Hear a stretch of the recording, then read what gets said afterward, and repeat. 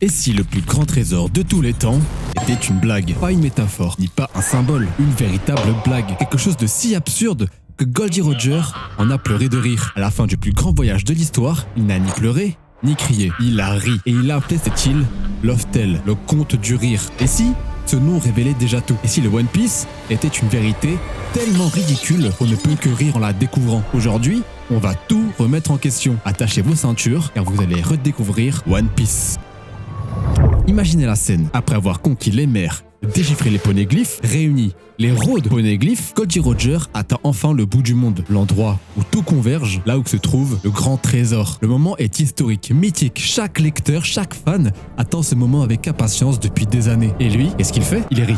Pas un petit rire nerveux, pas un sourire au coin. Non, un véritable éclat de rire. Sincère, Roger rit à gorge déployée. Tellement fort qu'il baptise l'île directement avec sa propre réaction. Et ce simple rire devient l'origine de l'un des plus grands mystères de l'œuvre. Et cette réaction de rire est bel et bien une anomalie. Comment aurait-on pu prévoir une telle réaction? Elle contredit tout ce qu'on attendait de ce fameux trésor. Où est le drame? Où est la révélation fracassante? Où est le sérieux ou le ton grave? Au lieu de ça, on a un roi des pirates mort de rire. Comme un gamin à qui on vient de faire la meilleure blague au monde. Le détail est trop souvent relégué au rang d'anecdote est en réalité le cœur du mystère. Parce que si le One Piece avait été un tas de richesses, il n'aurait probablement pas ri. S'il avait découvert une arme apocalyptique, il aurait peut-être eu peur. S'il avait vu un savoir ancestral, il aurait été choqué, pensif ou troublé, mais pas hilar. Le sourire de Roger est une réaction précise à une vérité particulière. Il ne rit pas parce qu'il est fou, il rit parce que ce qu'il découvre n'a aucun sens dans les règles du monde tel qu'on le connaît. Une révélation qui tranche avec tout ce qu'on pouvait connaître auparavant. Une farce divine,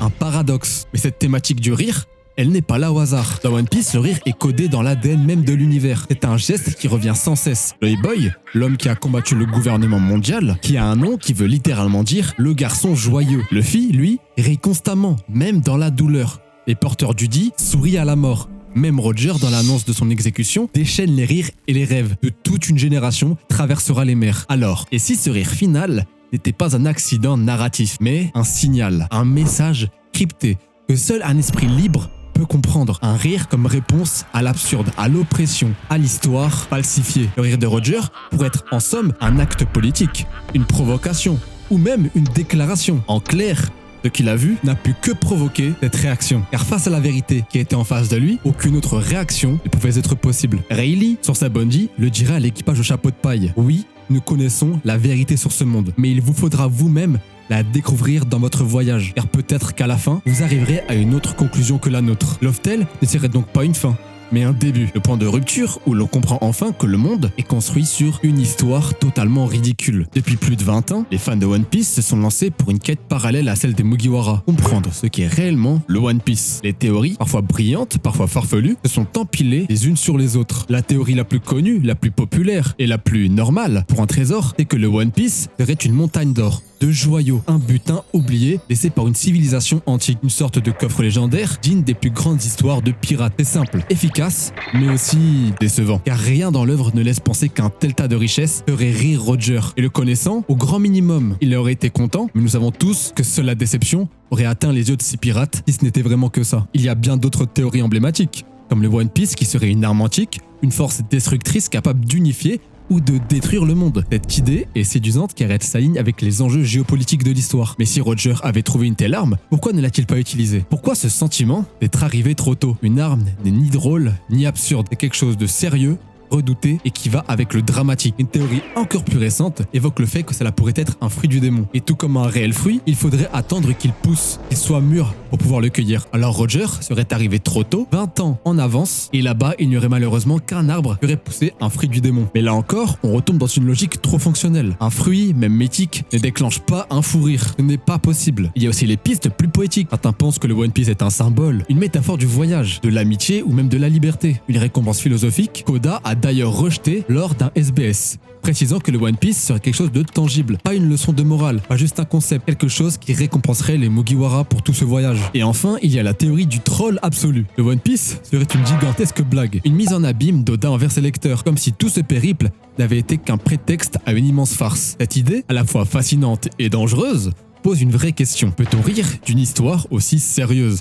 Peut-on construire une épopée de cette ampleur pour la désamorcer par une blague finale? Et c'est là que tout devient intéressant. Car en réalité, ces théories ne sont pas forcément fausses. Elles sont peut-être juste incomplètes. Chacune touche une partie du puzzle, mais aucune ne semble justifier à elle seule ce fameux éclat de rire. Et peut-être parce qu'elles cherchent toutes une vérité sérieuse, quelque chose de spectaculaire, cohérent. Mais si la vérité du One Piece était justement l'inverse de tout ça, et si elle était ridicule, le One Piece serait alors la vérité. Pas une arme, pas une montagne d'or, ni un simple message. Quelque chose qui ne fait sens que pour ceux qui ont gardé la capacité de rire face à l'injustice, face à l'histoire falsifiée et face aux mensonges fondateurs du monde. Et soudain, quand on comprend ça, tout s'aligne. Roger, Joy Boy, Luffy incarnent cette absurdité joyeuse, cette vérité qui désarme, qui libère et peut-être qui sauve. Le rire dans One Piece, c'est un symbole, un langage qui sert de déclaration de guerre face au sérieux de ce monde. À chaque grande oppression, à chaque injustice criante, un personnage rit. Et ce rire est une réponse face à ces antagonistes qui réclament la soumission par la peur. Le libérateur sourit. Cette étrange énergie que retrouve chez les porteurs du Di, ceux qui, même face à la mort, sourient, comme s'ils riaient au nez du destin. Monkey D. Luffy arrive face à des antagonistes comme Kaido ou Ener. Et aujourd'hui, on sait très bien ce que le gouvernement mondial redoute le plus, c'est bien cette légèreté inébranlable de notre protagoniste. Il ne joue pas selon leurs règles, il casse le décor. Personne en ce monde ne peut le contraindre. Car comme l'a Jimmy Oka Marineford, bien au-dessus des Yonko, bien au-dessus de n'importe quelle flotte, et même bien au-dessus des armes antiques, le pouvoir de réunir et de faire rire est l'arme la plus puissante au monde. Quelque chose que même Imu ne peut neutraliser. On l'a bien vu vis-à-vis de l'histoire de One Piece, la seule chose que le gouvernement mondial a pu faire, c'est la censure, l'oubli, et finalement, l'oppression. C'est d'ailleurs peut-être pour ça que Love Tale s'appelle ainsi, parce qu'elle est l'ultime farce, celle qui révèle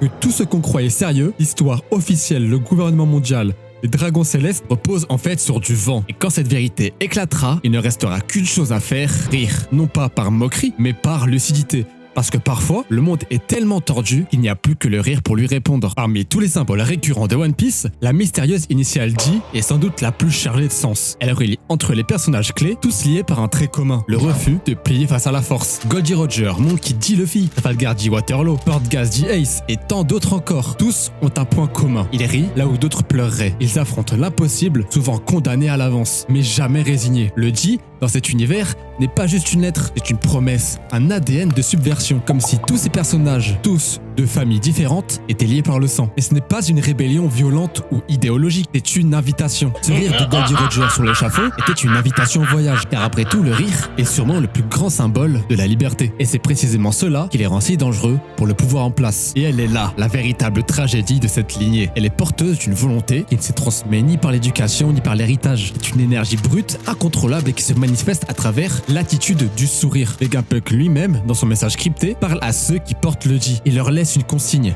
un dernier message, comme s'ils savaient que seuls eux seraient capables de comprendre ou d'accepter la vérité. Et si cette vérité si redoutée par le gouvernement mondial était justement liée à ce rire, alors peut-être que la volonté du Di, ce n'est pas de vaincre, c'est de ne jamais céder par le rire, encore et encore, jusqu'à ce que le mensonge s'écroule de lui-même. C'est pour ça qu'à Dressrosa, Corazon dira que les Di sont les ennemis des dieux, et que les dragons célestes ne craignent personne d'autre que ces fameux porteurs d'initiales. Dans le puzzle géant qu'est One Piece, certains morceaux paraissent trop insignifiants pour être des clés. Et pourtant, parfois, ce sont les pièces les plus discrètes qui révèlent tout. C'est exactement le cas de Vivi, longtemps perçue comme une alliée temporaire d'Emugiwara, une princesse, sans fruit du démon, sans destin prophétique. Et pourtant, aujourd'hui, elle se retrouve au centre d'un mystère qui pourrait bien renverser tout ce qu'on croyait savoir jusqu'à présent. Tout commence avec une scène un peu glaçante. Imu, perçu comme le maître de l'ombre du gouvernement mondial, tient entre ses mains 4 avis de recherche. Luffy, Barbe Noire, Shirahoshi et Vivi, 3 figures majeures chargées de pouvoirs mythologiques. Et elle, pourquoi? La réponse semble se cacher dans le passé. 800 ans plus tôt, une femme a disparu de l'histoire officielle, la reine Lily d'Alabasta, ancêtre directe de Vivi. Cette souveraine est connue pour avoir refusé l'élévation céleste des 20 royaumes. Tandis que les autres devenaient des dragons célestes,